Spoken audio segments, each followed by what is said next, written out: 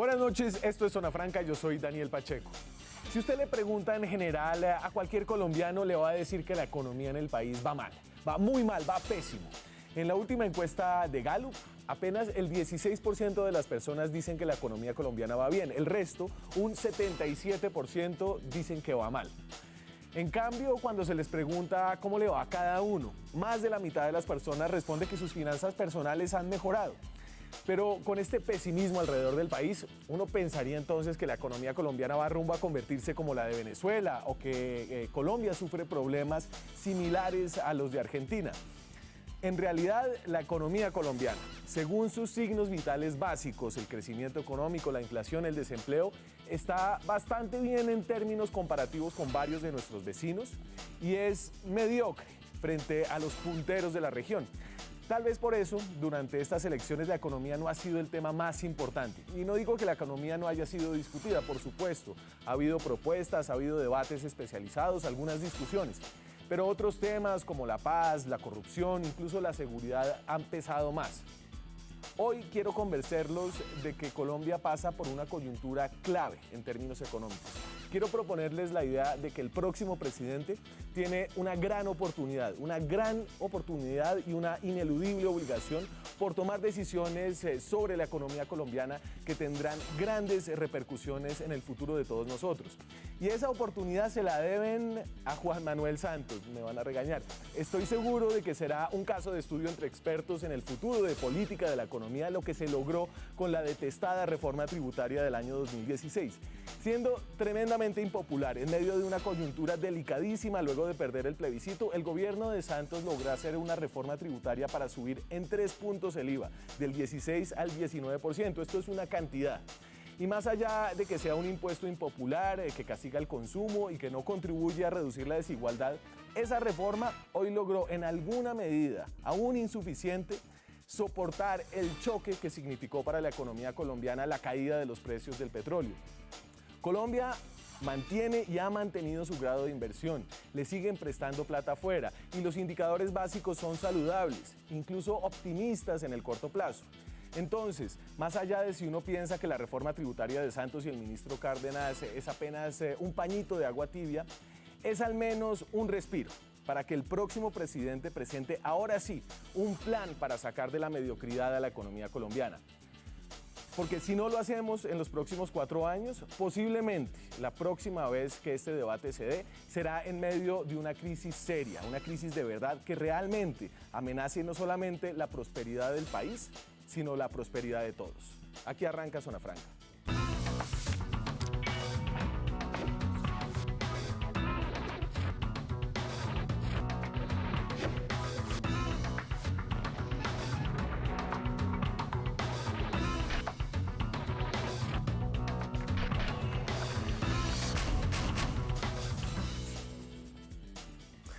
Y para hablar de las propuestas económicas de los candidatos, tengo 2 personas que conocen muy bien la economía, que tienen opiniones de peso alrededor de los programas de los candidatos presidenciales. Me acompaña esta noche Guillermo Perry, que fue economista jefe del Banco Mundial en su sección para América Latina y el Caribe casi una década.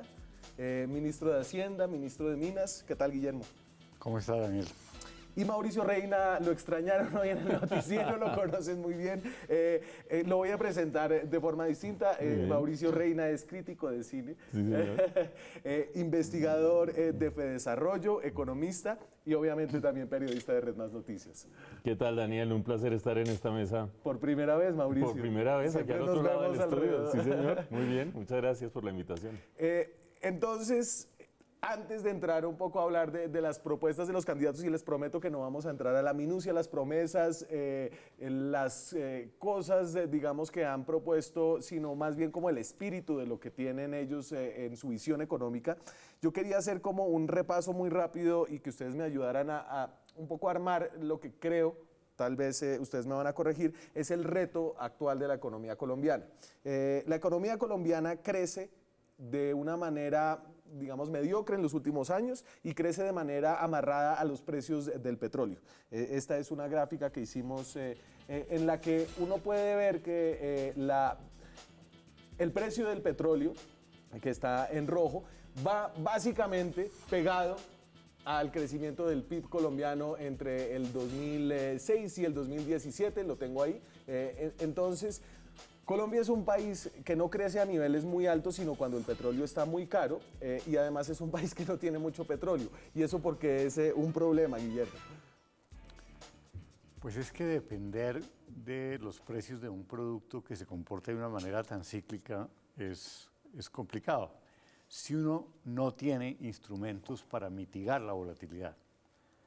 En Colombia tenemos uno, pero llegó un poco tarde, que es la regla fiscal, que comenzó a operar cuando ya estábamos terminando el ciclo de precios altos y entonces no se alcanzó a ahorrar dinero de esa bonanza petrolera, desafortunadamente. Pero a pesar de que llegó un poco tarde, ha ayudado en la distorsión mucho, porque ha dado un patrón claro, una precisión de cómo se van a hacer las cosas, que le ha dado confianza a los inversionistas nacionales e internacionales. Y por eso no nos ha pasado nada como lo que le sucedió a Brasil o como lo que le está pasando ahora a Argentina. Y en términos muy cristianos, la regla fiscal es básicamente como, si lo entiendo bien, un compromiso que hace un gobierno de no gastar demasiado en el futuro y de proyectar unos niveles de gasto razonables frente a lo que está ingresando en sus cuentas.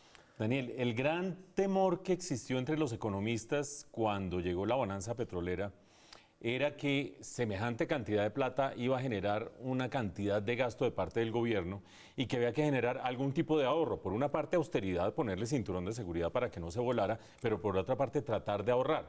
Sin embargo, como dice Guillermo, llegó muy tarde la regla fiscal, es decir, nosotros tuvimos por lo menos 7 años de bonanza petrolera sin que hubiera en el panorama ninguna regla fiscal.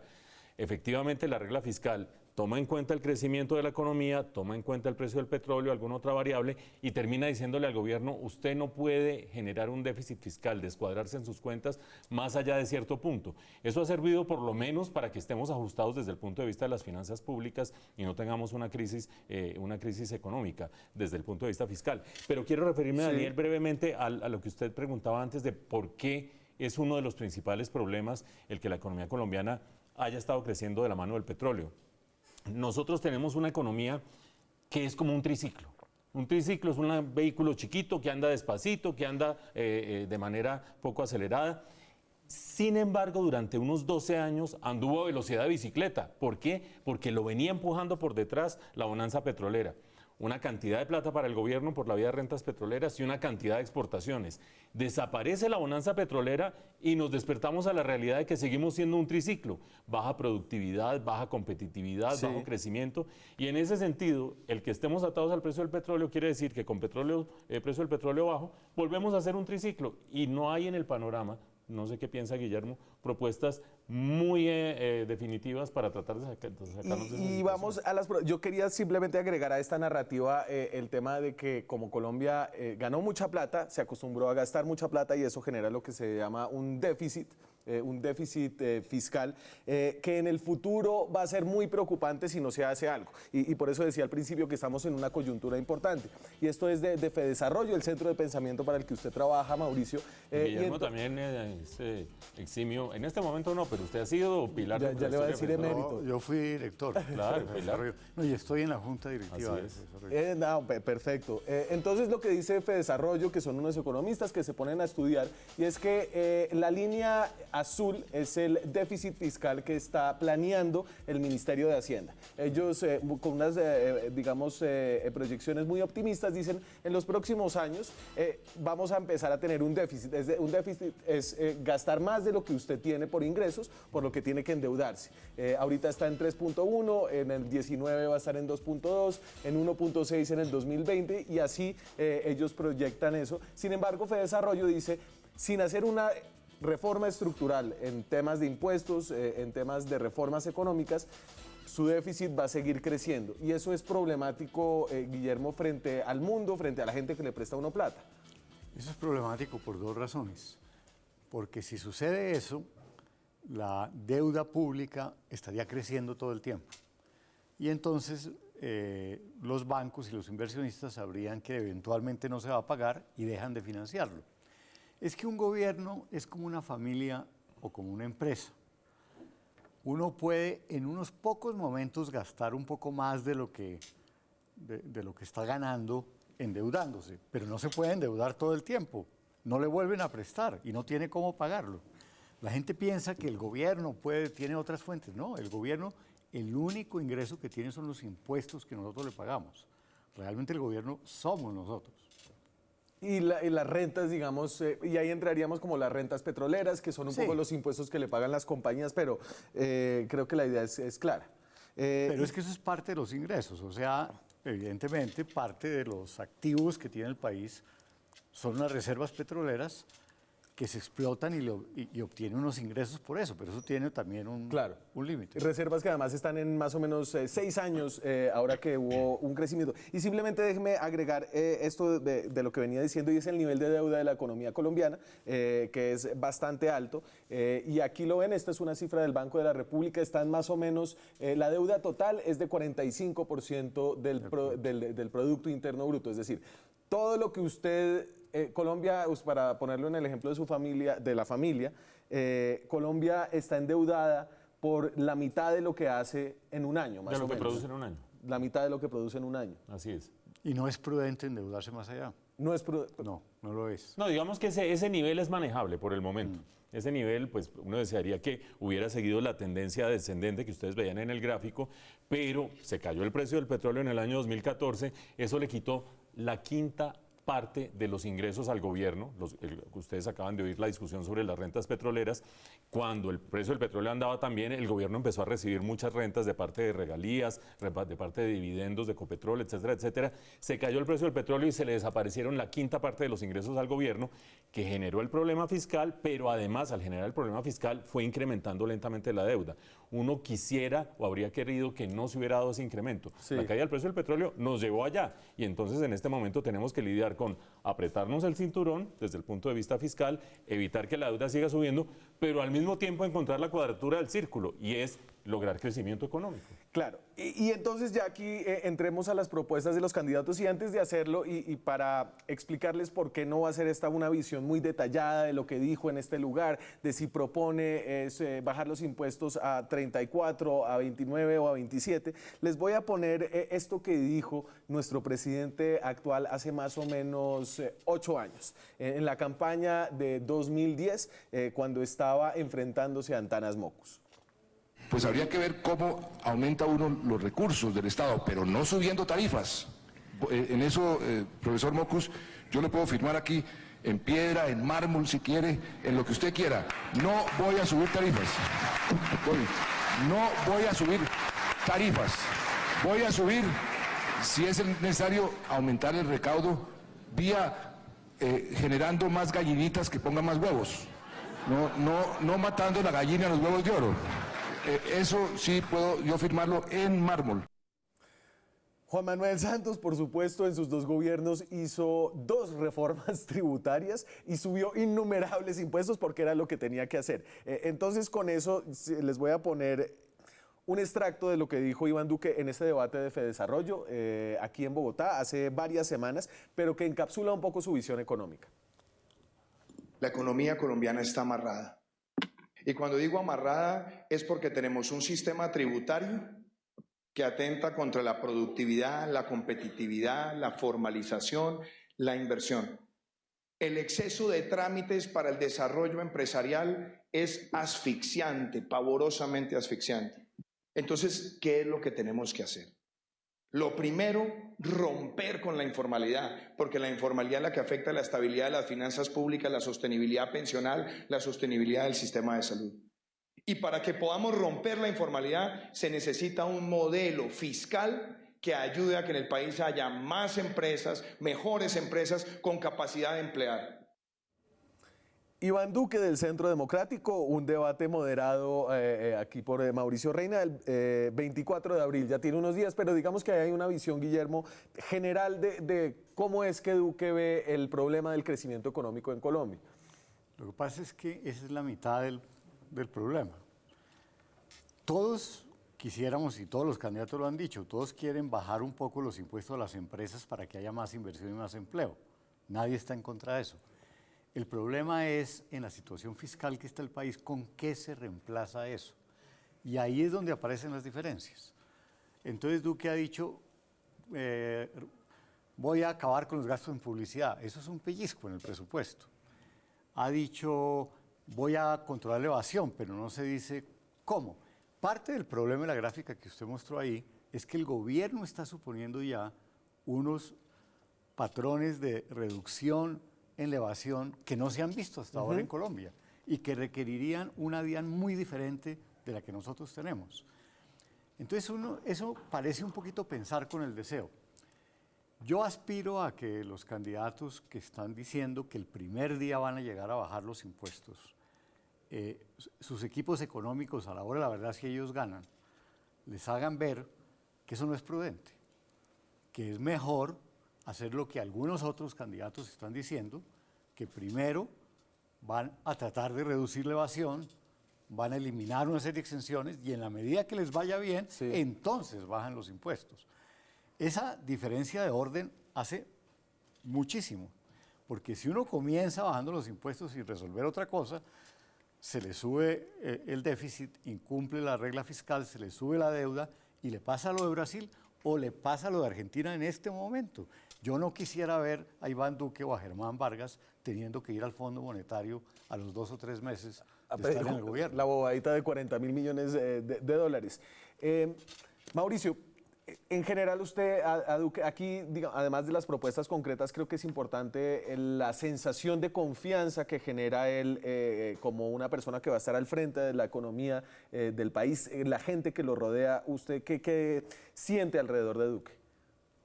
Estamos hablando de Duque porque, ¿por algún motivo especial? Empezamos con Duque y después seguimos con Petro. Después... No, le hago la pregunta es porque, oyendo a los 5 candidatos, la mayor diferencia se encuentra, voy a decir una obviedad casi, en Gustavo Petro.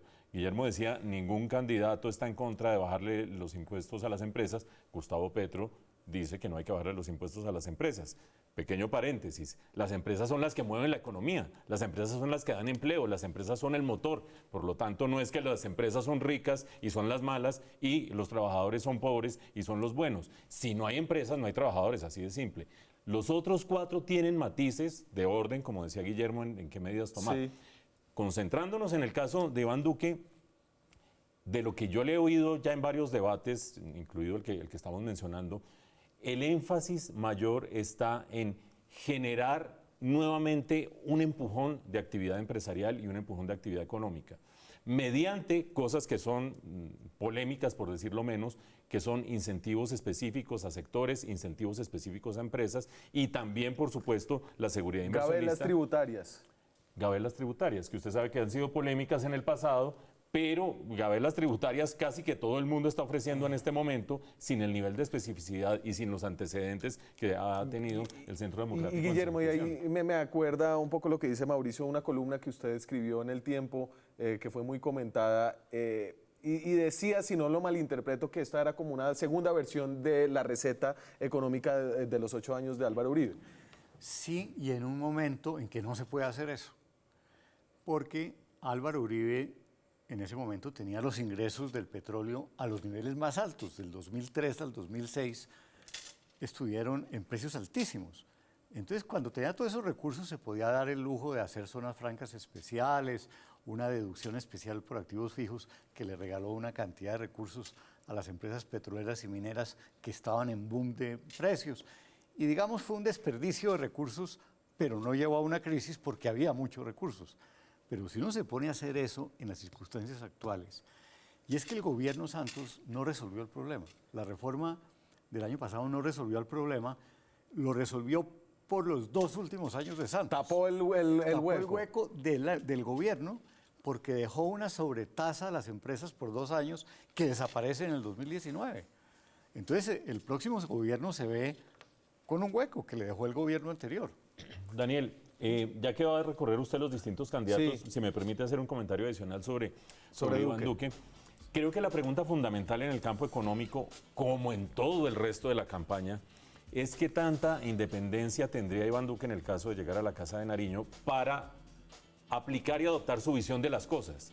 Yo creo que Iván Duque tiene claro que no puede hacer locuras económicas.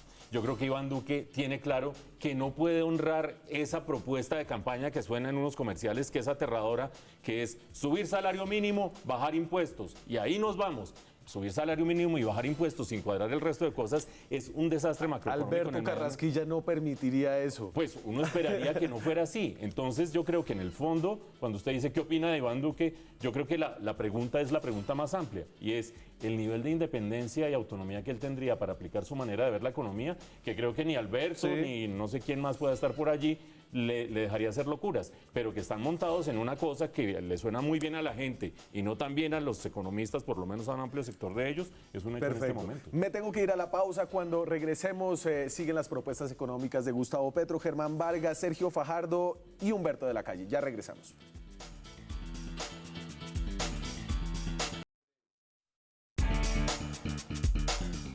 Seguimos en Zona Franca, son las 9:30 de la noche, estamos en directo desde Bogotá. Pueden opinar con el hashtag Francamente en Twitter, gracias a las personas que nos están viendo vía streaming en directo.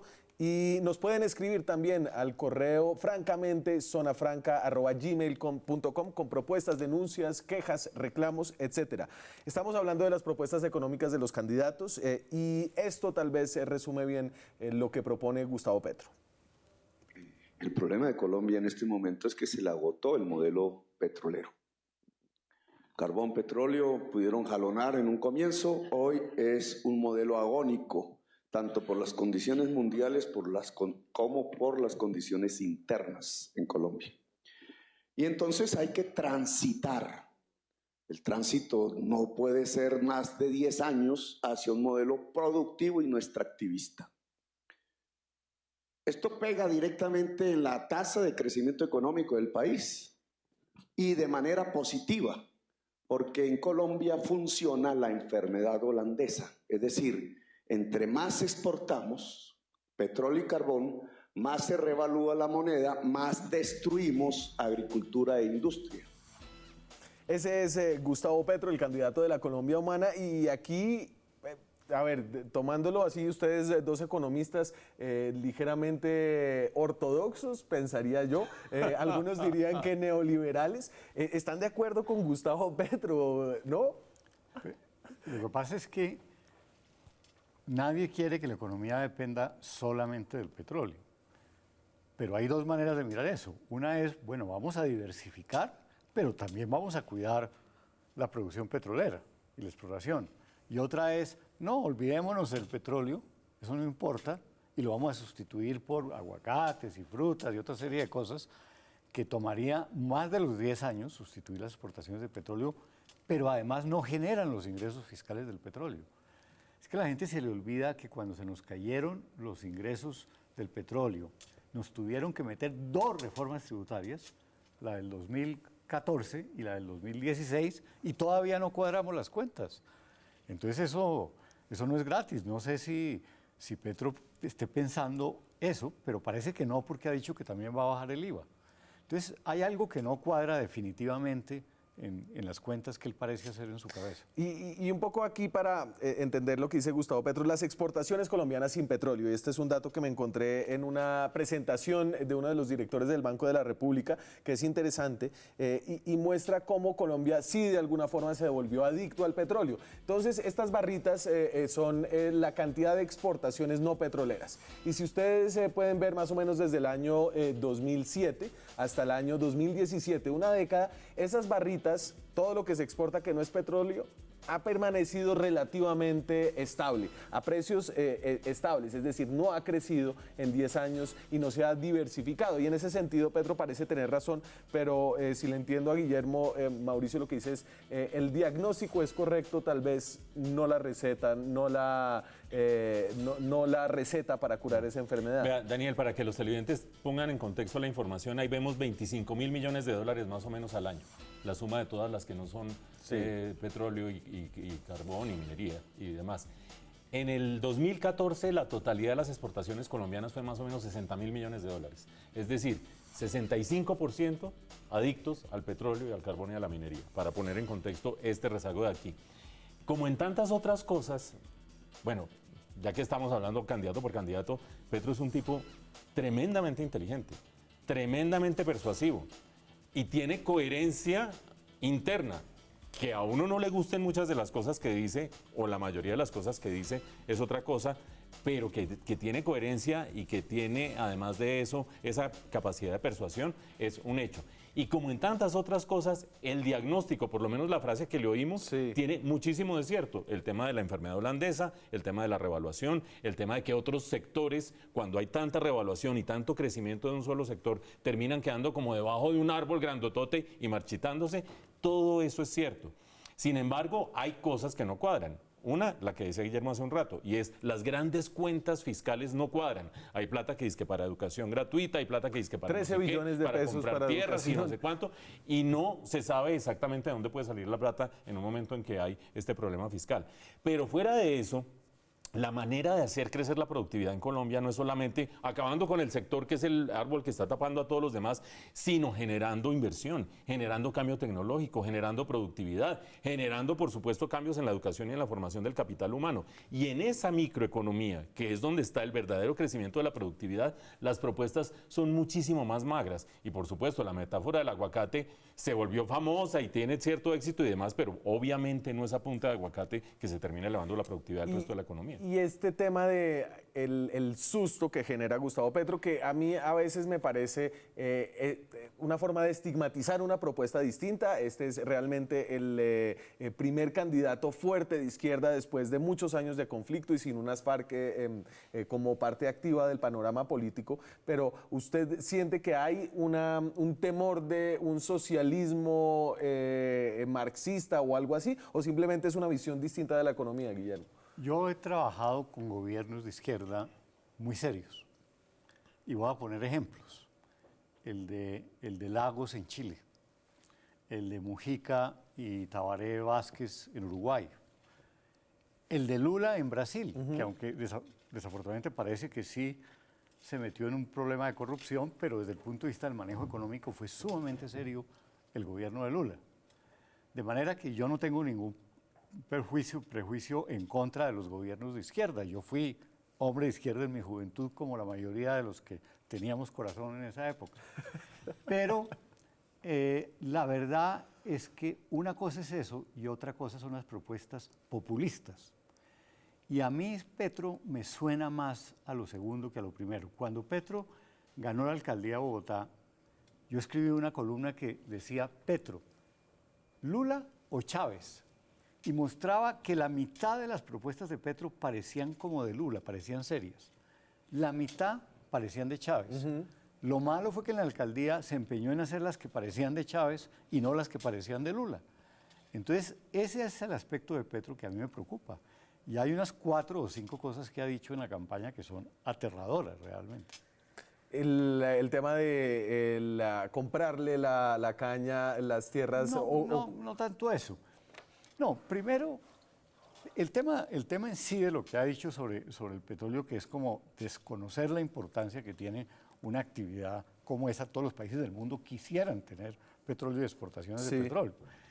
Pero, digamos, esta otra cosa. No se necesita mucha inversión en la costa atlántica para resolver el problema de energía eléctrica, porque él le va a poner paneles solares a todas las casas de la costa atlántica. Cualquier persona que sepa medianamente cómo es que opera la energía solar sabe que eso en las casas sirve para consumos muy pequeños, calentar el agua, cositas de ese estilo, pero no para resolver todos los problemas de una casa, y mucho menos para resolver los problemas de la región y de la industria.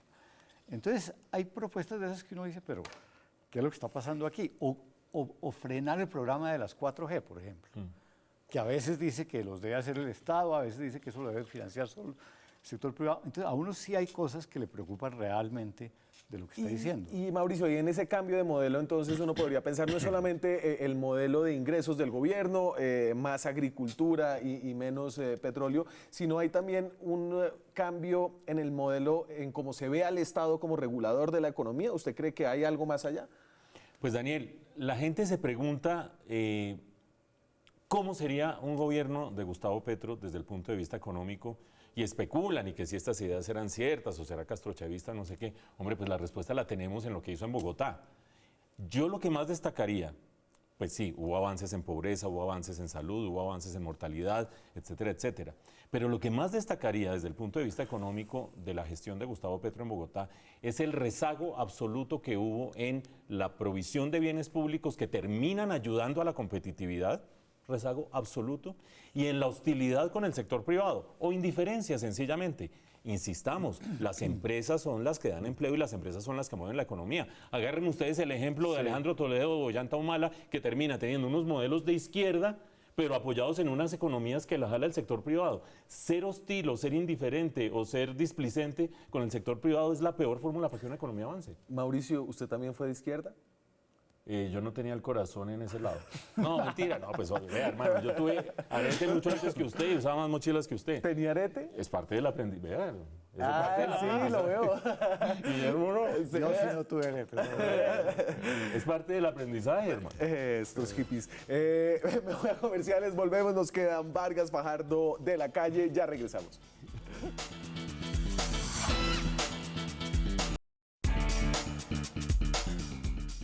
Seguimos en Zona Franca, son las 9:43 minutos. Colombia, dicen los economistas, no crece al potencial que podría crecer. Por ejemplo, este es como una mirada larga de cómo han crecido por sectores la economía colombiana en los últimos 10 años. Y ahí usted puede ver, digamos que aunque hay unos sectores que crecen bastante bien, como la construcción, que ha crecido a más o menos 6% entre el 2007 y el 2017, hay otros como la infraestructura y como la industria manufacturera, que ha crecido a menos del 1%, otros como la minería, que ha crecido más al 4%, otros la agricultura, que ha crecido apenas al 2%. Y esta es un poco la pregunta de cómo crecer, cuál es la receta, por dónde se puede crecer más de lo que ya se crece. Mauricio, ¿y usted? Pero, Daniel, ese gráfico que estábamos viendo hace unos momentos es la radiografía de un crecimiento de una economía de triciclo empujada por un viento que es la bonanza minero-energética. Ustedes veían, el segundo sector que más crecía era la minería y el primer sector que más crecía era la construcción, que recibía vía el gobierno recursos, rentas petroleras que iban al gobierno y que permitía financiar gran gasto en infraestructura, gran gasto en vivienda, etcétera, etcétera. Todavía no habían entrado a operar las concesiones, que tienen una lógica distinta y que no se financian de gasto público. La gran pregunta es, cuando no hay recursos fiscales que permitan hacer gasto en infraestructura, hacer gasto en vivienda y demás, los demás sectores crecen esa punta de su propia productividad. Y no hicimos durante más de 10 años aumentos de productividad. Lo único que uno puede hacer en este momento para crecer es o escoger sectores que tengan un cuello de botella, un gran potencial de crecimiento, pero un cuello de botella, por ejemplo, el sector agropecuario y la agroindustria, 20 millones de hectáreas cultivables, de los cuales solo se están cultivando 5 millones de hectáreas por diversos motivos, no es tan fácil como decir así se va a hacer, Sí. O sectores que no necesiten de recursos públicos, por ejemplo, las concesiones, que podrían, por la vía de la lógica de una concesión, que es meter recursos privados, también tener una disparada. De resto, o le metemos a capital humano y a educación, o le metemos a productividad y tecnología, o si no, vamos a crecer a velocidad de triciclo. Y entonces ahí creo que tenemos una receta un poco más específica de Sergio Fajardo y es en parte gracias a que no fue al debate de Fedesarrollo que sacamos propuestas de su plan de gobierno. Entonces dice, le vamos a quitar 9 billones de pesos al año a la corrupción y los invertiremos en educación, ciencia y cultura. La propuesta económica está construida en 3 grandes pilares: el desarrollo productivo, la política social y la responsabilidad económica. Por un plan de reactivación para recuperar la senda de crecimiento económico elevado. Y tiene 7 proyectos estratégicos: biotecnología, ecoturismo, energías renovables, economía digital, industrias culturales, agroindustria y ciudades sostenibles. Esto es un poco la mirada de Sergio Fajardo, Guillermo. ¿Qué dice? Yo creo que vivimos en lo que la gente llama la economía del conocimiento. Las economías más productivas, más dinámicas, más prósperas, más ricas, se diferencian de las demás en que utilizan más conocimiento y lo aplican a la producción, a la distribución, etc. Entonces, desde ese punto de vista, Petro. no, me parece que esta propuesta de Fajardo realmente le está apuntando al corazón del tema.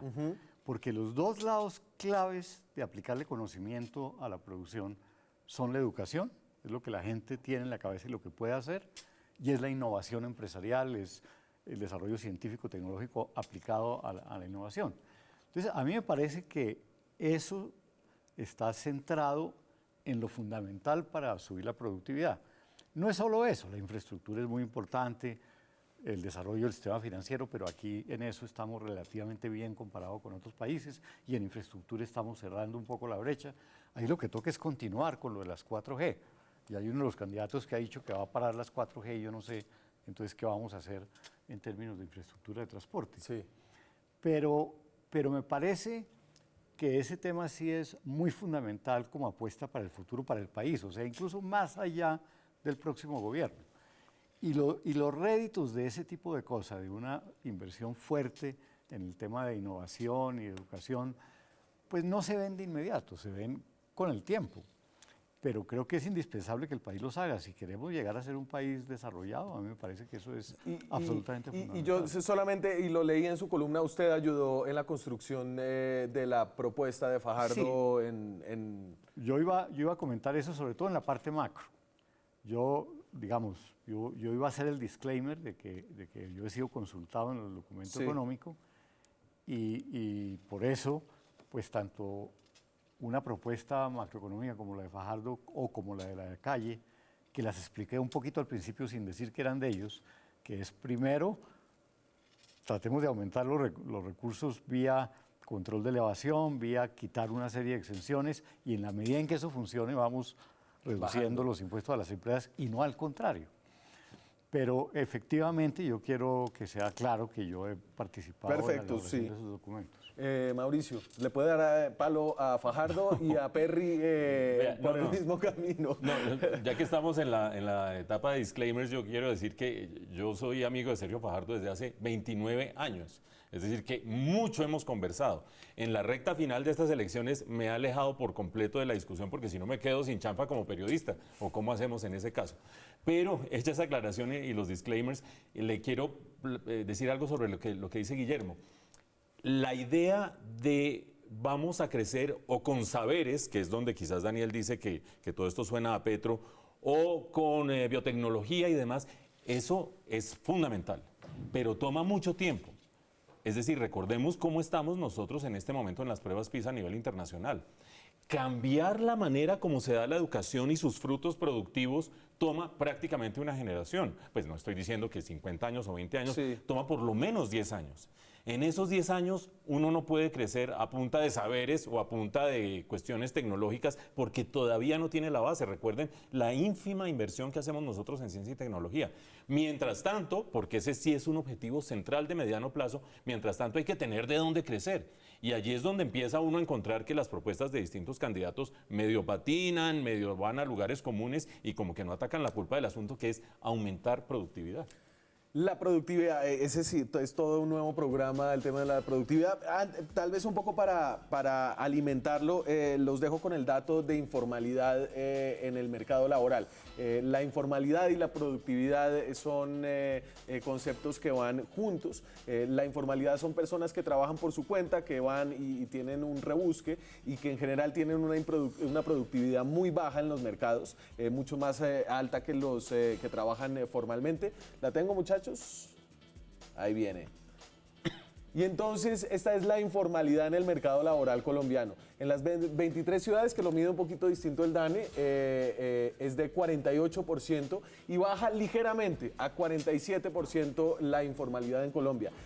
Casi la mitad de los trabajadores en este país no tienen empleo formal y ese es uno de los grandes problemas de la productividad. Me voy a la pausa, me quedan dos candidatos, con ellos volvemos en este programa sobre propuestas económicas.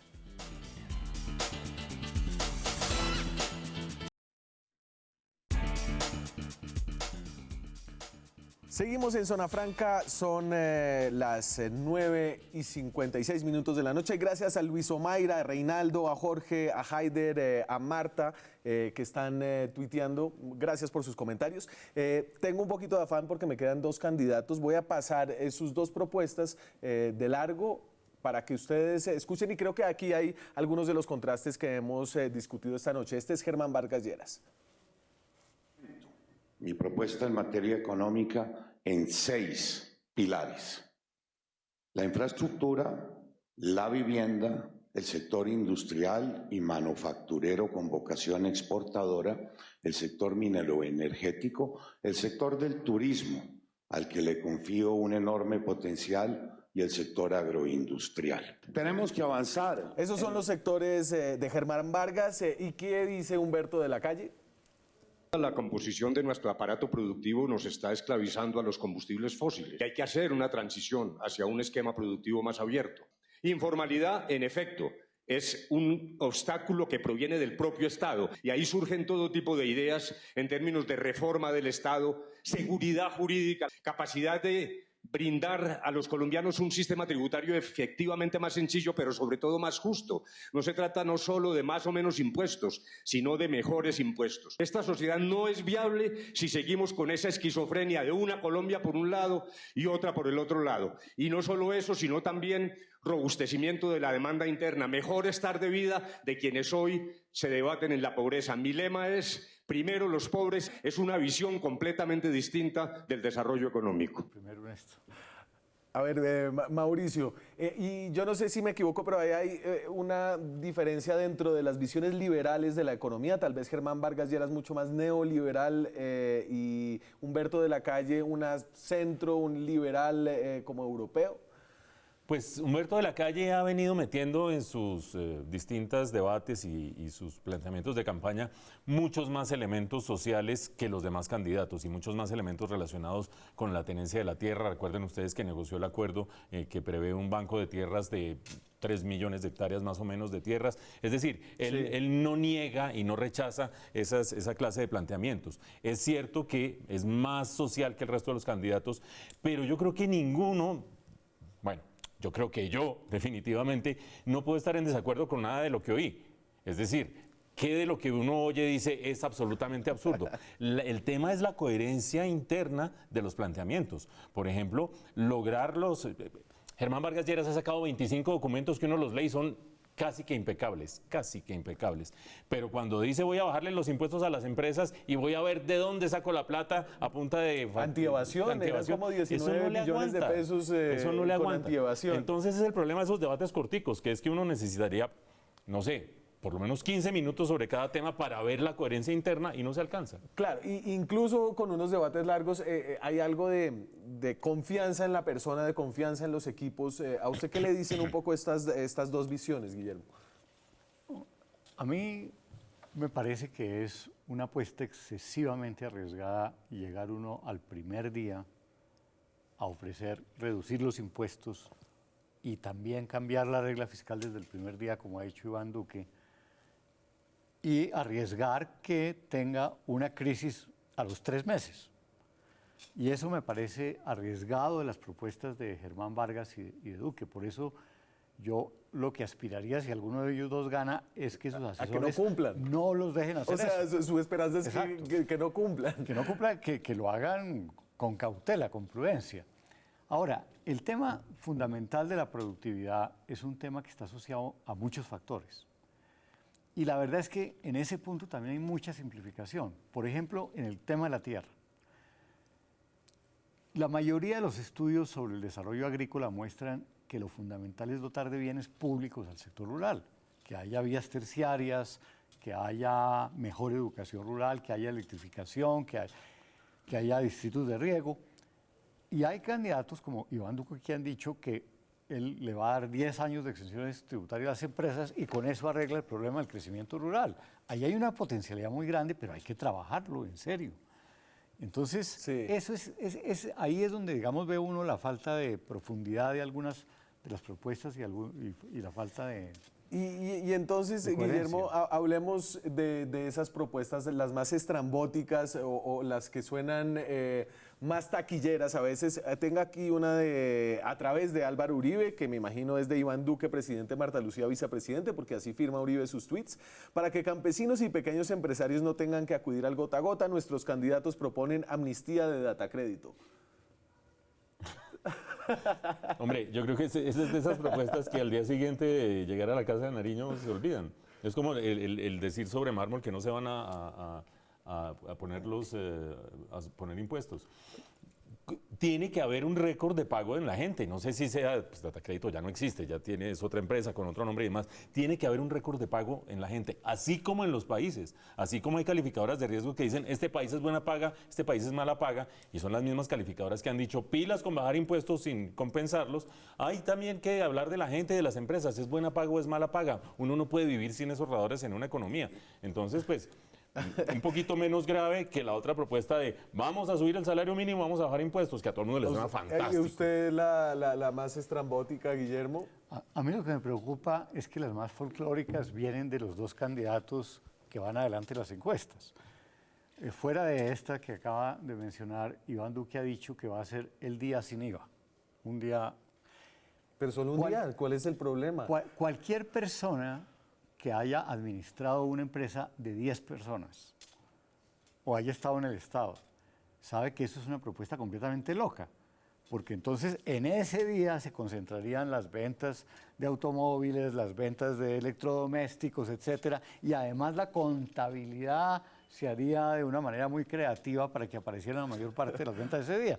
Eso demuestra la falta de experiencia en administrar cualquier cosa. Y los aguacates ni siquiera los tomaron en serio. El tema, no, Petro ha dicho otras, Petro es parecido, ¿no? No, el gota a gota no, entonces yo voy a montar un banco para que le dé crédito a todos ustedes, como si esos, conociendo los desastres que han hecho los bancos públicos, cuántas veces nos quebró la Caja Agraria y toca volverla a capitalizar, y él lo va a hacer de un día para otro, le va a dar crédito a toda la economía. Esas son propuestas que dice uno, bueno, pueda que sean hechas para la galería, pero son preocupantes. ¿No? Última palabra. Mi última palabra es sencillamente, ningún candidato se le ha medido a decir cosas que son impopulares, que sean impopulares. Y una economía que creció durante 12 años por encima del 4,5%, o alrededor del 4,5%, y que hoy se ve a gatas para crecer al 2%, es una economía que requiere un tratamiento de cosas impopulares, en el campo fiscal, en el campo pensional, en el campo de la productividad, y nadie se atreve a decir cosas impopulares. Entonces usted lee todos esos documentos. Todos prometieron que no van a subir la edad de pensión, imagínese. Y esa es otra que tienen que firmar en piedra. Muchas gracias a ambos por esta visión de las propuestas económicas de los candidatos. Muchas gracias a ustedes. Nos vemos mañana con más periodismo, con más debate, con más opinión. Chao.